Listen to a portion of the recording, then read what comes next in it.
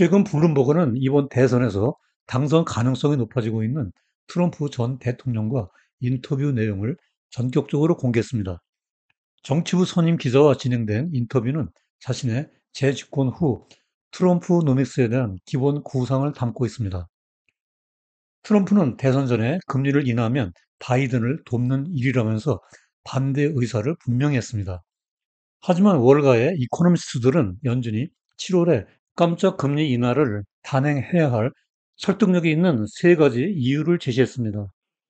이에 따라 트럼프의 주장과 월가의 이코노미스트들 논리 사이에 낀 연준이 앞으로 어떠한 금리 정책을 들고 나올지 관심이 고조되고 있습니다. 따라서 오늘 포커스 네트워크의 주제는 트럼프 금리 인하 반대 7월 금리 인하론 급부상입니다. 오늘의 이슈 포인트는 트럼프 노믹스 인터뷰, 이코노미스트들의 반란, 그리고 연준 마이웨이 간다 등의 순서로 진행해 보도록 하겠습니다. 자, 이제 그러면 그 상세한 이야기 속으로 들어가 보겠습니다. 안녕하세요. 포커스 네트워크의 오보 박사입니다. 블룸버그 비즈니스의 낸시 쿡 정치부 선임 기자는 트럼프 전 대통령과 가진 인터뷰 내용을 자신의 트위터에 게시했습니다. 인터뷰는 트럼프가 테러 공격을 당하기 전 6월 말경 1시간 반 동안 진행되었는데요. 그는 자신이 지금까지 공개한 경제 정책, 즉 감세, 관세, 연준과 파월 의장, 타이완, 그리고 후임 재무부 장관 등 트럼프 노믹스에 대한 기본 구상을 소상히 밝혔습니다. 블룸버그의 팟캐스트인 빅테이크는 트럼프와의 인터뷰 내용을 낸시 쿡 선임 기자와 데이빗 구라와의 오디오 대담 방송으로 구성하여 전국에 송출했습니다. 이 중에서 금융 정책에 관련된 발언만 발췌하여 요약해 보도록 하겠습니다. 여기에 세 가지 중요한 이슈가 있는데요. 먼저 첫째로 대선 전 금리 인하는 안 돼. 그것은 정치적으로 바이든만 도와줄 뿐이야. 금리는 내가 집권하고 난 다음에 시작해야 해 라는 것이었고요. 그리고 중앙은행의 독립성을 위협할 생각은 없어. 파월 의장의 임기는 2028년까지 근무해도 좋아. 하지만 잘해야 해 라면서 지난 2월 폭스 뉴스와의 인터뷰에서 파월 의장이 정치적이고 자신이 집권하면 재임명하지 않겠다는 발언을 번복했습니다. 다음으로 내가 11월 5일 선거에서 이기면 JP 모간의 제이미 다이먼 회장을 재무부 장관에 앉힐까 생각 중이야 라면서 지난 1월 다보스 포럼에서 자신을 지켜세운 다이먼에게 화답했습니다. 한편 월가의 이코노미스트들은 7월 금리 인하론을 꺼내들고 있습니다. 블룸버그는 이들의 주장이 설득력 있는 근거를 제시하고 있다고 보도하고 있는데요. 이것은 트럼프 대통령의 구상과 정면으로 배치되는 반란에 가까운 주장입니다. 이러한 깜짝 금리 인하로는 골드만 삭스가 주도하고 있고요. 여기에 무디스가 가세하고 있습니다. 이들은 실업률이 계속 상승하고 있는데 연준은 왜 수수 방관만 하면서 9월까지 7주를 더 기다려야 하는가라고 반문하면서 파월 의장을 향해 돌직구를 날리고 있습니다. 즉 이코노미스트는 여기 그래프에서 보듯이 CPI가 3.3%로 하락하고 있는 가운데 실업률은 4.1%까지 상승하고 있는 추세에 주목하고 있습니다. 여기서 뽀순이가 나와서 묻습니다. 그러면 월가의 이코노미스트들이 7월에 금리를 인하해야 한다고 주장하는 근거가 뭐야? 이에 뽀시기가 대답합니다. 거기에는 세 가지 설득력이 있는 이유가 있다고 하는데 하나하나씩 살펴볼까? 그렇습니다. 여기 비즈니스 인사이더가 보도하듯이 연준이 9월까지 기다리지 말고 이번 달에 금리를 인하해야 할 세 가지 이유가 있습니다. 이러한 주장에는 골드만삭스의 수석 이코노미스트인 얀 하치우스가 앞장서고 있습니다. 우선 첫 번째 이유로 현재 데이터가 확실하므로 앞으로 9월까지 7주를 기다릴 필요가 없다는 것입니다. 이 그래프에서 흑색선은 연준의 기준금리인 연방기금금리 FFR을 나타내고 있습니다. 다른 선들은 중앙은행이 금리정책 수립 시 적용되는 테일러 준칙 등에 의해 산출된 적정금리를 보여주고 있습니다. 테일러 준칙은 중립금리, 인플레이션 캡, 그리고 산출량 갭 등을 감안하여 중앙은행의 정책 금리에 대한 가이드라인을 제공해주고 있는 공식입니다. 이 그래프는 골드만삭스 리서치 팀의 자료인데요. 현재 기준금리가 적정 중위값 4.0보다 1.25에서 1.5% 높아 통화정책이 너무 제약적이라는 분석입니다. 따라서 최근 CPI가 추세적으로 하락하고 있고 실업률이 상승하는 데이터가 확인되고 있으므로 7월에 당장 금리 인하를 해도 무리가 아니라는 논리입니다. 두 번째 이유는 인플레이션의 변동성 때문에 금리 인하를 늦출 필요가 없다는 것입니다. 골드만삭스의 카치우스 수석 이코노미스트의 말을 구체적으로 살펴보면 7월에 금리를 인하해야 향후 인플레이션이 예상치 못하게 재상승하는 부득이한 상황에서 금리 인하를 해야 하는 위험을 줄일 수 있다. 전월 대비 인플레이션은 변동성이 크며 일시적으로 가속화될 수 있는 위험성이 항상 존재한다. 이러한 상황에서 9월에 금리 인하를 단행하기가 더욱 어려워질 수도 있다.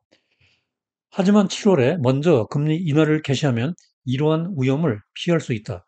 즉, 향후 인플레이션이 재상승하면 금리 인하 피벗 최적 시점을 놓칠 수 있으므로 CPI가 수세적으로 하락할 때 금리를 인하함으로써 실업률이 급상승하여 경기 침체에 빠질 잠재적 위험을 최소화하라는 논리로 해석할 수 있겠습니다. 셋째로는 정치적 요소를 고려해야 하며 11월 대선에 너무 근접하여 금리를 인하하는 것은 연준의 부담이 되므로 피해가는 것이 좋다. 비록 공식적으로 인정되지는 않지만 FOMC가 대선 운동의 마지막 2달 동안 금리 인하를 시작하는 것이 금기시 된다는 것은 부인할 수 없는 동기이다. 따라서 9월에 금리를 인하할 수도 있지만 정치적 관점에서도 7월이 더 선호될 수 있다는 것을 의미한다라면서 정치적 측면에서도 금리 인하의 적정 시기를 충분히 고려해야 한다는 점을 강조하고 있습니다. 하지만 금리 인하 개시 시기를 놓고 트럼프 대선 유력 후보의 주장과 월가 이코노미스트들의 논리 사이에 낀 연준은 제 갈 길, 즉 마이웨이를 가고 있습니다. 이번 주 들어 등판하는 연준 FOMC 위원들이 많은데요. 그중에서 상시 투표권을 가지고 있는 지역 연방은행의 맏형격의 말을 먼저 들어보도록 하겠습니다. 뉴욕 연방은행의 존 윌리엄스 총재는 지난 3개월 동안의 데이터를 보면 우리가 바라던 인플레이션 둔화 추세에 가까워지고 있다. 이는 물가가 2%로 이동하고 있다는 긍정적인 신호다라면서 금리 인하 시기가 도래하고 있다는 것을 시사하고 있습니다. 다음으로 매파에 속하는 크리스토퍼 월러 연준 이사는 우리가 최종 목적지에 도달했다고는 아직 믿지 않지만 정책 금리를 인하해야 할 시점에 가까워지고 있다고 믿는다. 라고 말하면서 윌리엄스 총재와 비슷한 의견을 피력했습니다. 한편 지난 월요일 워싱턴 경제클럽에 참석한 파월 의장은 이번이 내가 연준에서 맞이하는 네 번째 대통령 선거이다.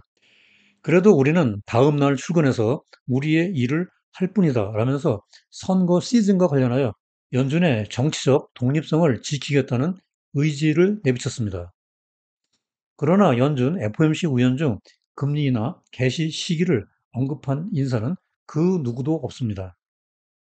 한편 여기 뱅크 오브 아메리카의 자료에 따르면 시장에서는 9월 첫 번째 금리 인하 그리고 금년 내 세 번 금리 인하로 가격 책정, 즉 마켓 프라이싱을 하고 있습니다. 시카고 선물 거래소의 페드 워치도 여기에서 크게 다르지 않습니다. 하지만 7월 금리 인하 확률이 새로 생겨났고 4.7%의 트레이더들이 여기에 베팅하고 있습니다. 지금 시장에서는 금리 인하를 반대한다는 트럼프, 7월에 금리를 내려야 한다는 월가의 이코노미스트들, 그리고 9월 금리 인하 개시에 베팅하는 트레이더들 사이에 치열한 치킨 게임이 벌어지고 있습니다. 과연 누가 승자가 될지 주도 면밀하게 모니터링 해봐야 하겠습니다. 자, 이제 오늘 영상의 끝 순서로 주요 내용과 시사점, 그리고 투자자 관점에서 유의사항을 포커스 포인트로 정리해 보도록 하겠습니다. 첫째로 최근 트럼프 전 대통령은 블룸버그와의 인터뷰에서 트럼프 노믹스에 대한 구상을 공개했다.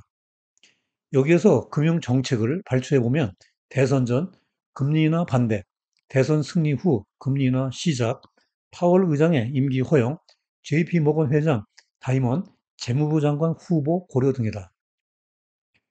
둘째로 하지만 월가의 이코노미스트들은 7월 조기 금리 인하에 설득력 있는 근거를 제시하고 있다. 적정 기준금리 4% 초과, 인플레이션의 둔화, 실업률 상승 데이터가 확연하고 인플레이션 재상승 시 유연한 대처가 필요하며 정치적 요소를 고려해야 한다는 점을 이유로 들고 있다. 셋째로 연준 FOMC 의원들은 정치적 독립, 본연의 의무에 충실할 것을 강조하는 가운데 금리 인하 시기는 오리무중이다. 하지만 시장에서는 9월 금리 인하 개시, 금년 중 3번 금리 인하에 베팅하고 있다. 따라서 향후 매크로 지표 추세, 정치적 상황 변화에 따른 시장 참여자들의 대응을 모니터링하면서 투자 포트폴리오를 조정하고 투자 전략을 상시로 업데이트 해 나가는 것이 바람직하다고 정리할 수 있겠습니다. 본 영상 시청 후 오보에 경제나무에 들어가면 전체 방송, 대본, 스크립트를 읽어볼 수 있습니다. 영상에서 놓친 구체적인 데이터 확인과 복습용으로 많이 활용해 주시기 바라고요. 영상 업로드 몇 시간 후 댓글에 바로가기 링크를 걸어 놓겠습니다. 긴 장마와 삼복더위에 건강관리에 각별히 유의하시고요. 오늘 영상이 도움되었다면 구독과 좋아요 부탁드립니다. 다음에도 여러분들의 글로벌 경제 지식을 넓히고 투자 생활에 힘과 도움이 되는 더욱 유익한 영상으로 또다시 찾아뵙겠습니다. 오늘도 끝까지 시청해 주셔서 대단히 감사합니다.